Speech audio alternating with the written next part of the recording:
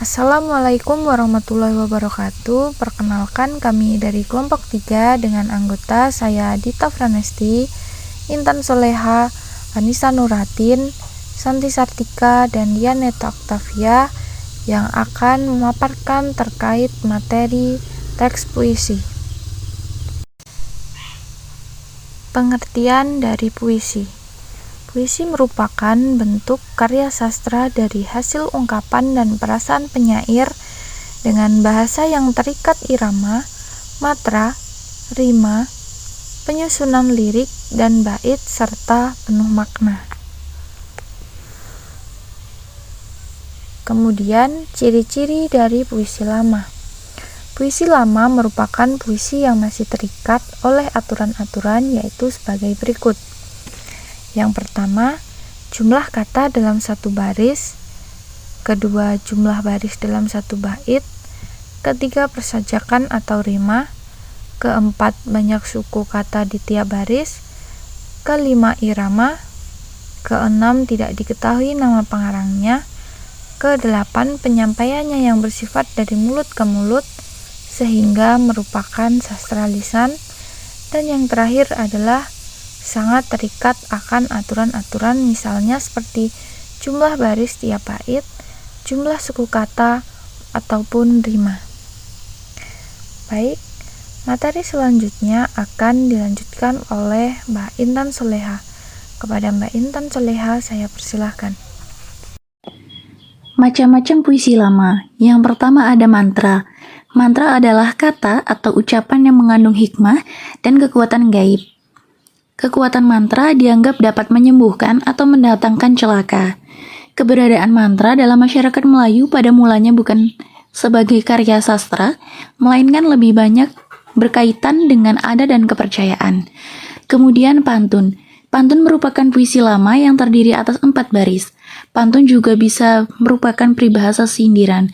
Menurut bentuknya, pantun dibedakan menjadi pantun biasa, pantun orang tua berisi tentang nasihat agama dan adat, kemudian pantun jenaka, pantun yang bertujuan untuk menghibur orang yang mendengarnya, ataupun terkadang sebagai cara untuk saling menyindir dalam suasana penuh keakraban, supaya tidak mudah tersinggung.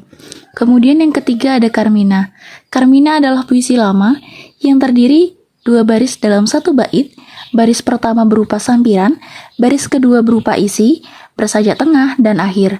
Kemudian yang keempat ada seloka.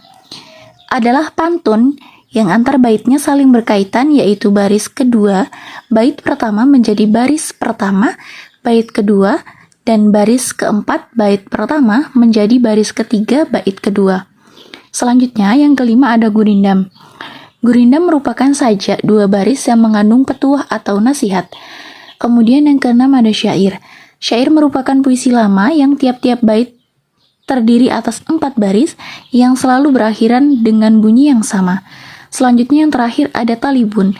Talibun merupakan sejenis puisi lama seperti pantun karena mempunyai sampiran dan isi, tetapi lebih dari 4 baris, mulai dari 6 baris hingga 20 baris, dengan irama ABC atau ABCD atau ABCDE, dan seterusnya.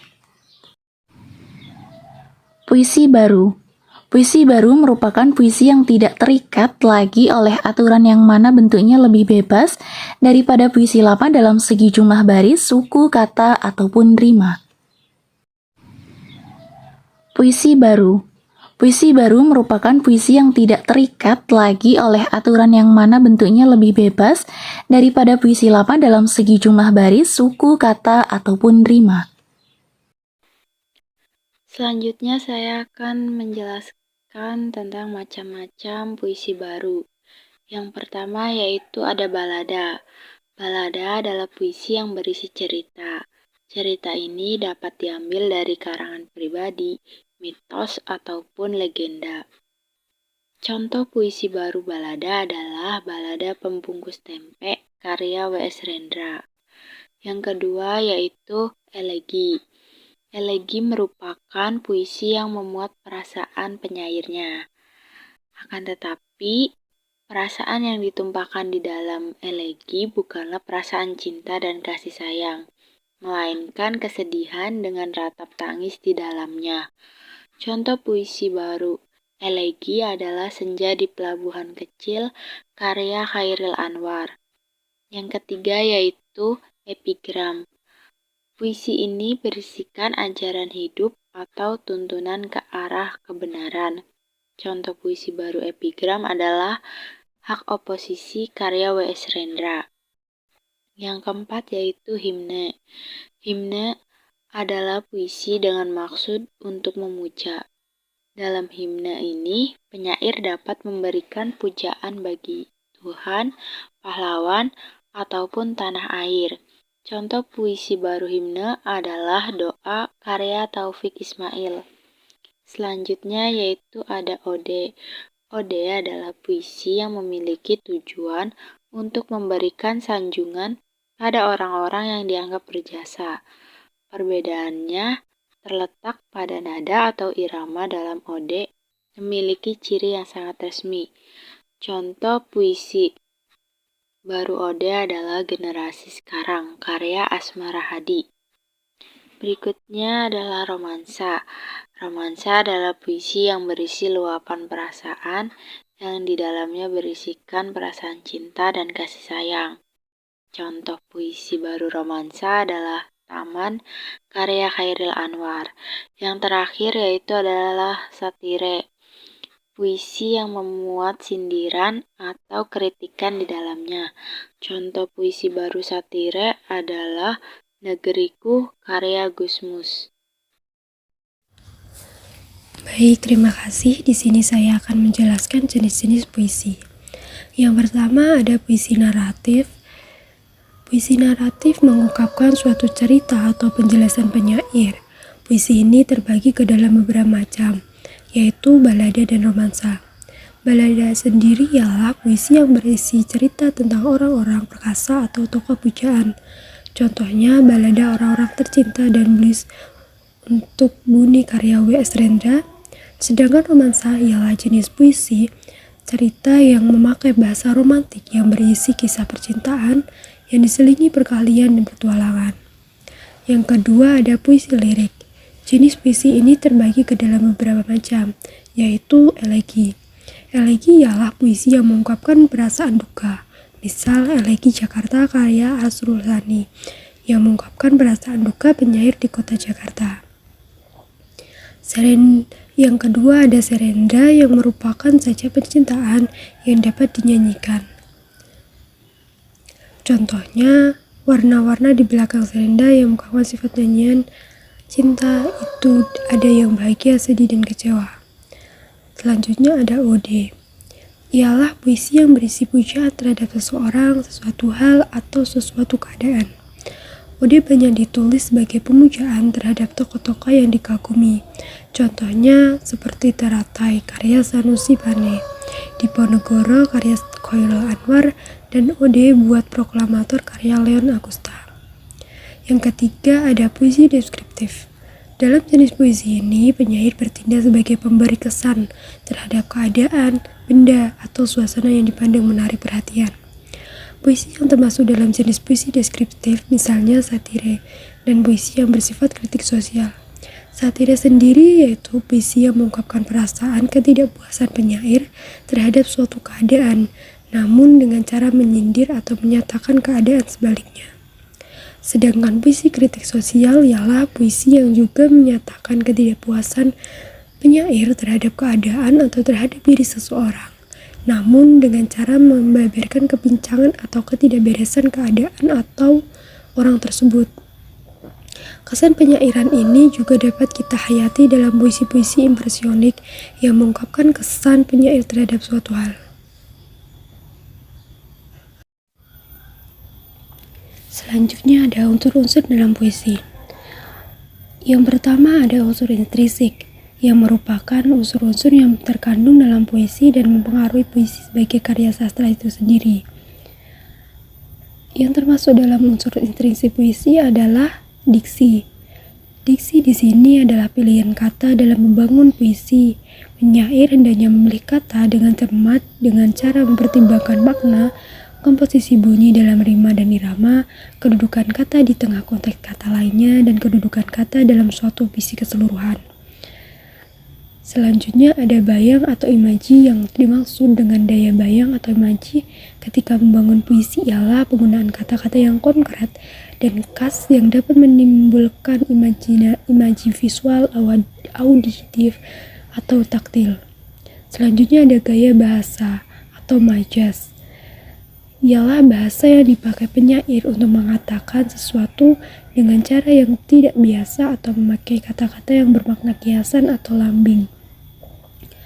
Selanjutnya ada bunyi dalam puisi yang mengacu pada dipakainya kata-kata tertentu sehingga menimbulkan efek nuansa tertentu. Ada rima yang berarti persamaan bunyi atau perulangan bunyi dalam puisi yang bertujuan untuk menimbulkan efek keindahan. Selanjutnya ada ritme dalam puisi yang berarti dinamika suara dalam puisi agar tidak dirasa monoton bagi penikmat puisi. Dan yang terakhir ada tema. Dalam puisi, ide atau gagasan pokok yang ingin disampaikan oleh pengarang melalui puisinya. Yang kedua ada unsur ekstrinsik. Unsur ekstrinsik merupakan unsur-unsur yang berada di luar puisi dan mempengaruhi kehadiran puisi sebagai karya seni. Adapun yang termasuk dalam unsur ekstrinsik puisi ialah aspek historis, psikologis, filsafat, dan religius. Aspek historis sendiri merupakan unsur-unsur kesejarahan atau gagasan yang terkandung dalam puisi. Sedangkan aspek psikologis merupakan aspek kejiwaan pengarang yang termuat dalam puisi. Selanjutnya aspek filsafat. Beberapa ahli menyatakan bahwa suatu filsafat berkaitan erat dengan puisi atau karya sastra keseluruhan, dan beberapa ahli lainnya menyatakan bahwa filsafat dan karya sastra dalam hal ini puisi tidak saling terkait satu sama lain. Dan yang terakhir, aspek religius dalam puisi mengacu pada tema yang umumnya diangkat dalam puisi oleh pengarang. Mungkin itu saja yang dapat saya sampaikan. Penjelasan selanjutnya akan dipaparkan oleh Mbak Rianita Octavia. Kepadanya disilahkan. Struktur dalam puisi terbagi menjadi dua kategori, yakni struktur batin puisi dan struktur fisik puisi. Struktur batin puisi bisa disebut juga sebagai hakikat suatu puisi, yang meliputi 1. Tema atau sense. Ia adalah unsur utama dalam puisi. Yang kedua ada rasa atau feeling, yaitu sikap sang penyair terhadap suatu masalah yang diungkapkan dalam puisi. Yang ketiga ada nada atau tone, yaitu sikap seorang penyair terhadap audiensnya serta sangat berkaitan erat dengan makna dan rasa. Dan yang keempat ada tujuan atau maksud atau amanat, yaitu suatu pesan yang ingin disampaikan oleh sang penyair kepada audiensnya. Struktur fisik puisi bisa disebut juga dengan metode penyampaian hakikat suatu puisi, yang terdiri dari beberapa hal berikut ini. Yang pertama yaitu perwajahan puisi atau tipografi. Tipografi ialah bentuk format suatu puisi. Yang kedua yaitu diksi, merupakan pemilihan kata yang dilakukan oleh seorang penyair dalam mengungkapkan puisinya sehingga didapatkan efek yang sesuai dengan yang diinginkan sang penyair. Yang ketiga ada imaji. Imaji yaitu susunan kata dalam puisi yang bisa mengungkapkan pengalaman indrawi sang penyair, meliputi pendengaran, penglihatan, dan perasaan. Yang keempat ada kata konkret, yaitu bentuk kata yang bisa ditangkap oleh indera manusia, sehingga akan menimbulkan imaji bagi para pendengar atau pembacanya. Yang kelima ada gaya bahasa, yaitu penggunaan bahasa yang bisa menimbulkan efek dan konotasi tertentu dengan bahasa figuratif sehingga mengandung banyak makna. Dan yang keenam ada rima atau irama, yaitu persamaan bunyi dalam penyampaian puisi baik di awal, tengah, maupun di akhir puisi. Beberapa bentuk rima yakni ada onomatope, bentuk intern pola bunyi, dan pengulangan kata. Baik, mungkin itu tadi pemaparan dari kelompok kami terkait materi teks puisi. Banyak kekurangan dan kelebihan, kami mohon maaf yang sebesar-besarnya. Wabillahi taufiq wal hidayah. Wassalamualaikum warahmatullahi wabarakatuh.